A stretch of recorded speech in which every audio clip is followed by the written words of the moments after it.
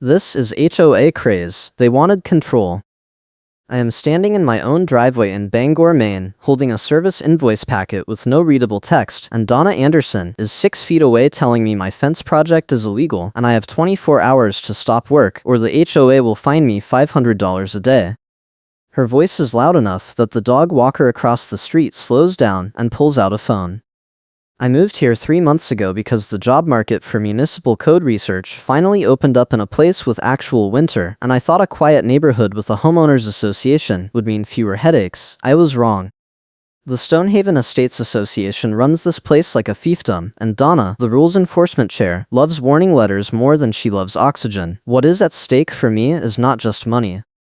My job is on the line because this HOA chaos keeps interrupting my work and sleep, and my boss already asked me twice why I look exhausted in morning meetings. Donna is holding a tape measure in one hand and a clipboard in the other. She is wearing a blue blazer, a red sun hat, and a crossbody bag stuffed with paper packets. Her red pixie cut is sharp and pristine even in the June heat. She snaps the tape measure open with a crack that makes me flinch. "You missed the hearing," she says. "The board voted. Your fence is not compliant." I tell her I never got a notice about any hearing. She smiles and says, "Keep talking. I love adding notes. That line will haunt me for weeks."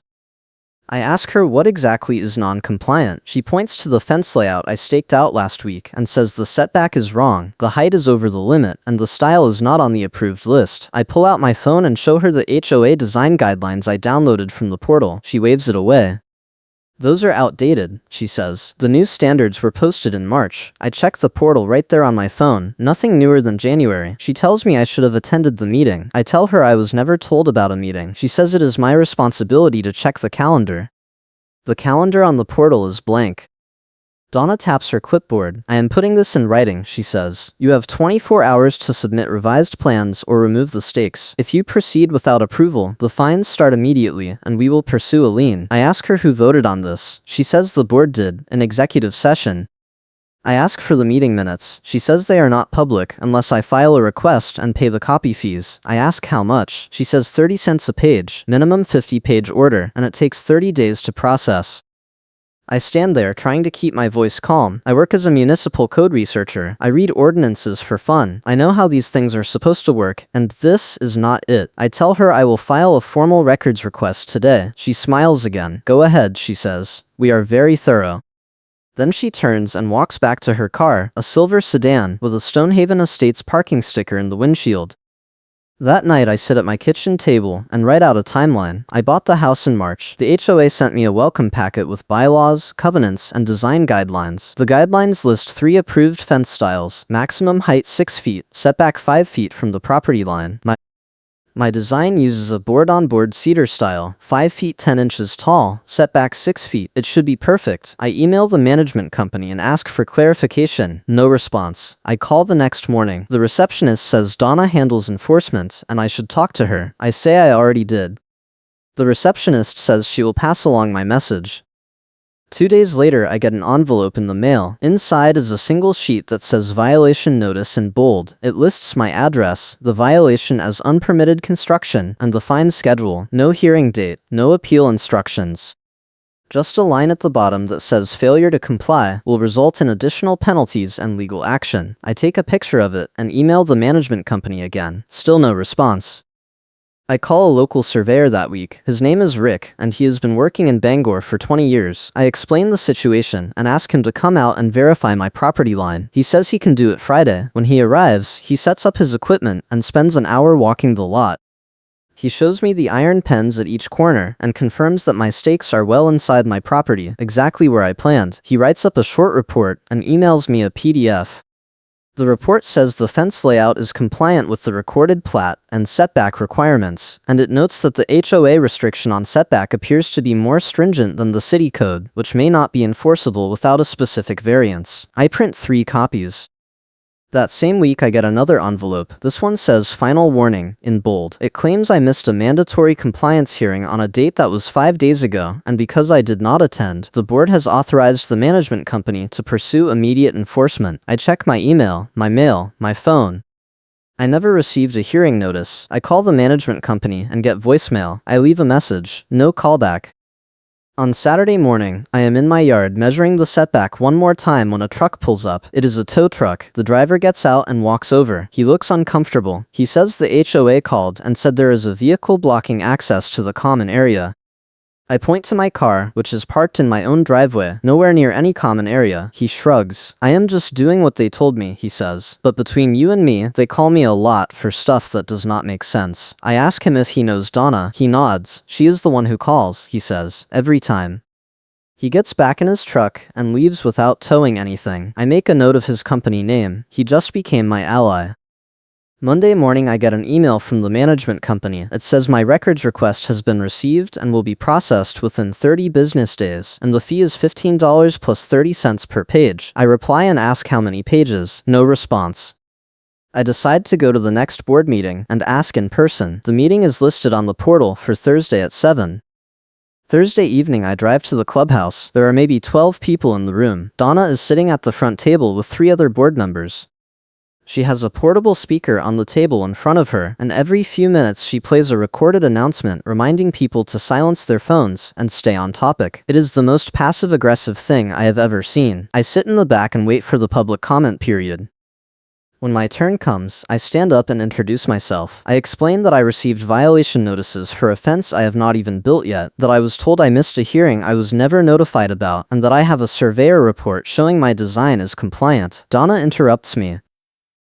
She says the hearing notice was posted on the portal and sent via email. I pull out my phone and show the board that my email history has no such notice and the portal calendar is blank. She says I must have deleted it. I say I did not. She says she has a record of the email being sent. I ask her to show me. She says it is in the file and she does not have it with her. Another board member, a man in a polo shirt, says they can table the issue and review the file. Donna cuts him off. She says the violation is clear and the fines are accumulating. I say I have not started construction. She says the stakes constitute commencement of work. I ask where that is written. She does not answer. Instead, she looks at me and says, I can put you on the agenda and keep you there. The room goes quiet. I sit down. After the meeting, a woman in her 60s approaches me in the parking lot. She says her name is Carol and she lives 2 streets over. She tells me Donna has been doing this to people for years, and the board lets her because she does all the enforcement work and nobody else wants the job. Carol says she fought a similar battle over a shed and eventually gave up because the legal fees were too high. She tells me to document everything and consider getting a lawyer. I thank her and drive home. That weekend I start building the fence anyway. I hire a local contractor named Jim, who has good reviews and knows the city codes. He arrives Saturday morning with his crew, and they start digging post holes. By noon we have 6 posts set in concrete. Donna shows up at 1:30. She parks on the street and walks into my yard without asking. She is carrying the same clipboard and crossbody bag. She tells Jim to stop work immediately. Jim looks at me. I tell him to keep going. Donna raises her voice. If you do not stop right now, I will call the police and report trespassing. Jim laughs. Lady, he is the homeowner, Jim says. I am not trespassing. Donna pulls out her phone and takes pictures of the post holes. She tells me this is going in my file, and the fines are now accumulating daily. I tell her I have a permit from the city and a surveyor report. She says the city permit does not override HOA rules. I say the HOA rules are not being applied correctly. She says that is not for me to decide. Then she turns to Jim. I know your company, she says. We have contracts with vendors in this neighborhood. It would be a shame if your name got flagged. Jim stops smiling. He tells his crew to take a break. I walk over to Donna. I am holding my phone. I have been recording since she walked into my yard. I do not tell her that yet. I ask her, on the record, to explain which specific rule my fence violates. She recites something about setback and style approval. I ask her to show me the written standard. She says it is in the updated guidelines. I ask where I can see them. She says they are available upon request. I ask if she has a copy. She says not with her. I ask when they were approved. She pauses. March, she says. I ask what date in March. She says she does not remember. I ask if there are meeting minutes. She says yes. I ask how I get them. She repeats the 30-day, 50-page, $15 line. I can put you on the agenda and keep you there, she says again. I thank her for her time and walk back to Jim. Donna leaves. Jim tells me he has worked in this neighborhood before and the HOA has a reputation for harassing contractors. He says he will finish the posts today, but if she calls his boss, he might have to stop. I tell him I understand. We shake hands. His crew finishes the posts by 5. That night I sit down and write a formal complaint to the management company. I attach the surveyor report, photos of the posts, a copy of my city permit, and a timeline of every notice and interaction. I also attach a screenshot of the blank portal calendar. I send it via certified mail and email. I get an automated reply saying my message was received. On Monday, I get a call from the management company. A woman named Lisa says she is reviewing my file and she sees there have been some communication issues. She says Donna reported that I was verbally abusive at the meeting. I laugh out loud. I tell her I have witnesses, including Carol, who will confirm I was polite. Lisa says she will look into it. She also says the board is willing to pause the fines if I submit revised plans. I ask what needs to be revised. She says Donna will provide specifics. I tell her Donna has not provided specifics, just vague references to rules that are not on the portal. Lisa says she will follow up. 2 days later, I notice something weird. The survey stakes I placed along the back property line are missing. Not moved, missing. I walk the line and find 2 of them snapped in half and thrown into the bushes. I take pictures and call Rick the surveyor. He comes out that afternoon and confirms that someone tampered with the stakes. He resets them and takes photos for his own records. He tells me this kind of thing happens in HO disputes more often than people think. He writes a short addendum to his report noting the tampering and the reset. I add it to my file. That same week, I get an email from Donna. It has no greeting, just a sentence that says my fence project is under stop work order pending resolution of the compliance review, and any further construction will result in immediate legal action. I forward the email to Lisa at the management company and ask for clarification. Lisa replies 2 days later and says the board has not issued a stop work order and Donna does not have the authority to issue one on her own. I screenshot that reply and save it. Friday evening, I am at Home Depot buying fence panels when I see Donna in the hardware aisle. She is talking to a man in a contractor vest. I recognize him. He is the guy who installed my neighbor's deck last summer. Donna is showing him something on her phone. I move closer and pretend to look at screws. I hear her say something about non-compliance and vendor approval. The contractor looks annoyed. He says he does not work for the HOA and he does not care about their vendor list. Donna hands him a business card and walks away. I catch up with the contractor and introduce myself. He tells me Donna has been pressuring him to refuse jobs in Stonehaven Estates unless the homeowner has HOA approval first. He says it is not legal, and he is not doing it. I ask if he would be willing to write a statement about that conversation. He says sure, if it helps. I give him my email. He sends me a short paragraph that night, another piece of evidence. The next week, Jim calls me. He says his boss got a call from someone at the HOA claiming I did not have approval for the fence and threatening to pull future contracts if Jim continues working on my property. Jim is apologetic, but firm. He says he has to stop until this is resolved. I tell him I understand, and I do not blame him. I pay him for the work completed and start looking for another contractor. Nobody wants to touch it. 3 companies tell me they do not work in Stonehaven Estates anymore because of HOA issues. One guy tells me flat out that Donna Anderson is the reason. I decide to finish the fence myself. I buy the panels, the hardware, and a post hole digger. I spend the next 2 weekends installing rails and pickets. It is slow, and my back hurts, but I am making progress. Donna drives by twice and takes pictures. She does not stop or say anything. On the second weekend, Carol from the meeting walks over and offers me a bottle of water. She tells me she is impressed I am sticking it out. She also tells me that Donna has been talking about me at board meetings, calling me a problem homeowner, and suggesting the association should consider a special assessment to cover legal fees for enforcement actions. Carol says she does not think the board will go for it, but Donna is pushing hard. By mid-July, the fence is almost done. I have 1 section left along the back line. That is when things get worse. I come home from work on a Tuesday and find a notice taped to my front door. It is from the City Code Enforcement Office. It says a complaint was filed claiming my fence is not to code, and an inspector will visit within 10 business days. I call the code office and talk to the inspector. He tells me the complaint was anonymous, but very detailed. He says he will come out Friday and take a look. I tell him I have a permit and a surveyor report. He says that is good and it should be straightforward. Friday morning, the inspector arrives. His name is Dave, and he is friendly and professional. He walks the fence line with me, checks the height, measures the setback, and reviews my permit. He tells me everything looks fine, and the complaint was unfounded. He writes up a short inspection report and gives me a copy. He also tells me, off the record, that he gets a lot of complaints from this neighborhood, and most of them do not go anywhere. He says HOAs sometimes use the city as a proxy for their own disputes. I thank him and add the inspection report to my file. That night I get another email from Donna. This one says the board has scheduled a special hearing to review my ongoing non-compliance, and I am required to attend. The hearing is set for the following Thursday at 7. I reply and ask what specific non-compliance is being reviewed. No response. I forward the email to Lisa at the management company. She replies the next day and says she was not aware of a special hearing, and she will check with the board president. 2 hours later, I get a follow-up from Lisa, saying the hearing is not on the official calendar, and Donna scheduled it on her own. Lisa says the board president has canceled it. I screenshot everything. By now I am exhausted. My insurance carrier is requesting photos of the completed fence for my homeowner policy update, and I have to respond within a short window. I finish the last section on Saturday and take pictures from every angle. The fence looks good.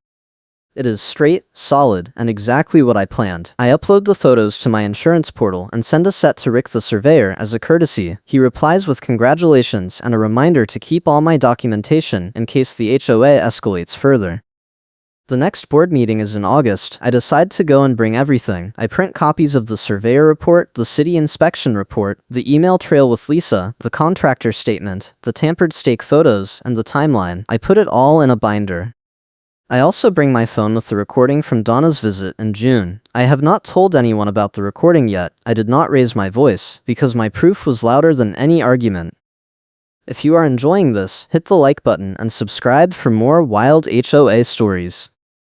The meeting room is more crowded than usual. Carol is there, along with a few other neighbors I recognize. Donna is at the front table, with the same portable speaker. She plays the recorded announcement about phones and decorum. The board president, a man named Greg, opens the meeting and goes through the standard agenda items. When he gets to new business, Donna stands up and says she wants to address ongoing compliance issues with a homeowner who refuses to follow the rules. She does not say my name, but everyone knows who she means. Greg looks uncomfortable. He says the board has received documentation from both sides, and he thinks it is best to handle this in executive session. Donna shakes her head. She says the issue is public because it affects the whole community. She says I installed a fence without proper approval, and I have been hostile and uncooperative. She says the board needs to take a strong stance, or other homeowners will think they can ignore the rules too. Greg tries to move on, but Donna interrupts. She pulls out her phone and says she has proof of my non-compliance. She starts to play a video she recorded from the street showing my fence. I stand up. I say I would like to respond. Greg nods. I walk to the front and hand him the binder. I also hand copies to the other 3 board members. I tell them the binder contains a third-party surveyor report proving the fence is compliant with the recorded plat and setback requirements, a city inspection report confirming the fence meets code, and a timeline showing that I was never notified of any hearing or given an opportunity to respond before fines were imposed. I also tell them I have a recording from June where Donna threatened my contractor and made claims about updated guidelines that do not exist on the portal. The room is silent. Donna is staring at me. Her face is red. She says I am lying and the recording is fake. I pull out my phone and play the clip. You can hear Donna clearly. I can put you on the agenda and keep you there. You can hear her threaten Jim. You can hear her refuse to show me the written standards. The board members lean in and listen. When it ends, Greg looks at Donna and asks if she said those things. She does not answer right away. Then she says it was taken out of context. I ask what context makes it okay to threaten a contractor. Another board member, a woman named Ellen, flips through the binder. She asks Donna where the updated guidelines are. Donna says they were approved in March. Ellen says she was at the March meeting and does not remember any vote on updated guidelines. She asks Donna to provide the meeting minutes. Donna says she will look for them. Ellen says she wants to see them tonight. Donna does not respond. Greg clears his throat. He says the board needs to review the documentation and reconvene. He says in the meantime, all fines and enforcement actions related to my fence are suspended pending further review. Donna objects. She says suspending the fines sets a bad precedent. Greg says the precedent of fining someone without proper notice is worse. Donna sits down. The meeting ends 20 minutes later. As people file out, Carol gives me a thumbs up. The contractor who wrote the statement for me is there too. He came because I texted him about the meeting. He tells me he is glad someone finally called Donna out. On my way to the parking lot, the tow truck driver from earlier in the summer is leaning against his truck. He waves me over. He tells me he heard what happened in the meeting, and he is willing to write a statement about the calls he gets from Donna. He says most of them are bogus, and he has been keeping a log. He emails me the log that night. It lists 15 calls from Donna over the past year, most of them for vehicles that were legally parked, or situations that did not require towing. It is a pattern. 2 weeks later, I get a certified letter from the management company. Lisa writes that the board has completed its review and determined that my fence is compliant with all applicable HOA rules and city codes. The letter says all fines have been rescinded, and my account is clear. It also says the board is implementing new procedures for enforcement actions, including mandatory notice and hearing requirements before any fines are imposed. The letter does not mention Donna by name, but the last paragraph says the board has reassigned certain committee responsibilities to ensure better oversight and accountability. I find out later from Carol that Donna was removed as meeting chair and lost control of the portable speaker and the microphone. The board also voted to require all enforcement notices to be reviewed by the management company before they are sent to homeowners. Carol says Donna tried to fight it, but the other board members were tired of the complaints and the legal risk. In September, I get another piece of news. Jim the contractor calls me and says the HOA canceled its vendor contract with the company that was pressuring him. Apparently, the board found out that the company was giving Donna kickbacks for referrals and threatening non-approved contractors on her behalf. The company is now under investigation by the State Contractor Licensing Board. Jim says he is back on the approved list and he is happy to finish any future projects I have. In October, there is a board election. Carol decides to run for a seat. She campaigns on transparency and fair enforcement. She wins easily. At the first meeting after the election, she proposes a full audit of the enforcement files from the past 2 years. The motion passes. When the audit is complete, it shows a pattern of selective enforcement, missing notices, and procedural violations. The board votes to refund fines to 3 other homeowners who were targeted the same way I was. Donna stops coming to meetings after that. I see her around the neighborhood occasionally, but she does not make eye contact. In November, I get a letter from a law firm representing another homeowner in the neighborhood. They are filing a lawsuit against the HOA for harassment and asking if I would be willing to provide a statement and copies of my documentation. I agree. The case settles out of court 2 months later. The terms are confidential, but Carol tells me the HOA insurance carrier paid a significant sum and required the board to adopt new governance policies. By December, my fence is done, my insurance is updated, and my file is thick with documentation I hope I never need again. I still live in Stonehaven Estates. The neighborhood is quieter now. The board meets every month, and the meetings are shorter and less contentious. Donna is no longer involved in enforcement. I heard she tried to run for the board again in the spring election, but she lost badly. One afternoon in late December, I am in my yard stacking firewood when the tow truck driver stops by. He tells me he wanted to thank me. After the meeting in August, he filed a complaint with the state about HOA abuse of towing services. The state launched an investigation and issued new rules requiring HOAs to document legitimate need before calling for a tow. He says it has cleaned up a lot of the shady calls he used to get. We talk for a few minutes, and he tells me he is glad someone stood up to the system. I tell him I am glad he kept that log. Carol stops by a week later with a bottle of wine and a card signed by a dozen neighbors. The card thanks me for standing up to the HOA and says the neighborhood feels different now. Carol tells me she is working on a proposal to replace the entire board structure with a professional management model that limits volunteer power. She says it is a long shot, but after everything that happened, people are willing to try. I tell her I will support it. In January, I get an email from Lisa at the management company. She says she is leaving her job and moving to a different firm, but she wanted to reach out and say thank you. She says my complaint was a turning point for the company, and they have since implemented training for all HOA managers on proper notice procedures and enforcement limits. She says she hopes my situation helps other homeowners in the future. I reply and wish her well. On a cold Saturday in February, I am sitting on my back deck looking at the fence. It is solid, straight, and exactly what I wanted. The slats are weathering nicely, and the posts are set deep and true. I think about the surveyor report, the city inspection, the recordings, the statements, the binder, the meetings, the emails, the calls, the stress, the lost sleep, and the sheer absurdity of fighting this hard over a fence that was legal from the start.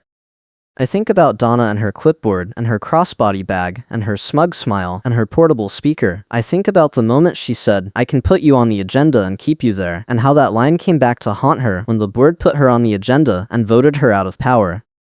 I also think about the people who helped. Rick the surveyor who verified the line and documented the tampering. Jim the contractor who stood up to the pressure until he could not. The tow truck driver who kept a log. Carol who told me to document everything. The contractor who wrote a statement. Dave the city inspector who confirmed I was right. Ellen the board member who asked the hard questions. Lisa at the management company who finally listened. The fence cost more than I planned, not in money, but in time and energy, but I learned something important. HOAs operate on the assumption that most people will not fight back. They count on exhaustion, confusion, and fear of legal fees. Donna counted on me giving up. She was wrong. In March, the board holds a town hall to discuss the new governance model Carol proposed. The room is packed. People share stories about enforcement abuse, missing notices, arbitrary fines, and vendor intimidation. Donna is not there. The board votes to adopt the new model, which includes third-party oversight, mandatory notice timelines, and limits on committee authority. The vote is unanimous. That spring I plant a row of shrubs along the fence line. They are native to Maine, low maintenance, and they will fill in nicely by summer. I am standing in the yard with a shovel when my neighbor from 2 doors down walks over. His name is Paul, and he has lived in Stonehaven Estates for 8 years. He tells me he heard what happened with my fence and he is glad someone finally took a stand. He says he had his own run-in with Donna a few years ago over a mailbox, and he ended up just replacing it with something ugly to avoid the fight. He says he regrets not pushing back.